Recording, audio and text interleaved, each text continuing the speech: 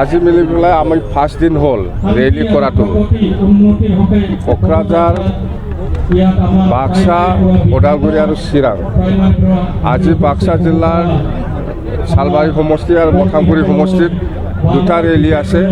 Rally কৰি পেলাই আমাৰ এনেকুৱা পাব্লিক মিটিং।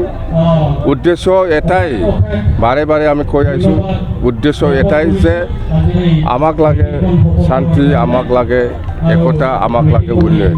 সেই তিনিটা মত লৈ পেলাই আমি ৰেলী কৰি আছোঁ। আৰু অহা 2024 যিটো নিৰ্বাচন হ'ব, ইয়াৰ আমি কোনো দলৰ লগত এলায়েন্স নকৰাকৈ খেলিম বুলি আমি ঘোষণা কৰি আছোঁ। মুঠতে আমাৰ যিখিনি ৰেলী হৈ আছে ব্লক ৱাইজত, সেইটো খুব ভাল পজিটিভ ৰেছপন্স আমি পাই আছোঁ। মুঠতে হাজাৰ হাজাৰ মানুহ নিজাববীয়াকৈ ওলাই আহিছে। মুঠতে আমি খুব ভাল পাইছোঁ। যিমান আজিলৈকে ৰেলী হৈছে চব পজিটিভ ৰেছপন্স, পাব্লিক অট'মেটিক নিজে নিজে ওলাই আহিছে, খুব ভাল।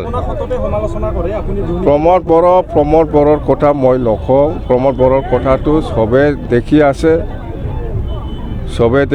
চবে কৈ আছে। ছ'চিয়েল মিডিয়া হওক, যিকোনো মিডিয়া হওক, চবে পাই আছে, পাব্লিকে দেখি আছে সি কি কাম কৰিছে, কৰা নাই।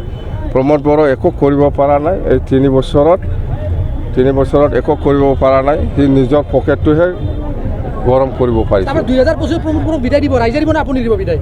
ৰাইজে দিব। 2024 এমপিটো আমি জিকিমেই, আৰু 25তো ৰাইজে বিদায় দিব তাক। কি প্ৰশ্ন? নাই, সেইটো এডুকেশ্যন ডিপাৰ্টমেণ্টে চালি জাৰি চাব। ইয়াত কমেণ্ট দিব লগা একো নাই। বেয়া হৈছে, এনেকুৱা ফাটিল ক'ব নালাগিছিল।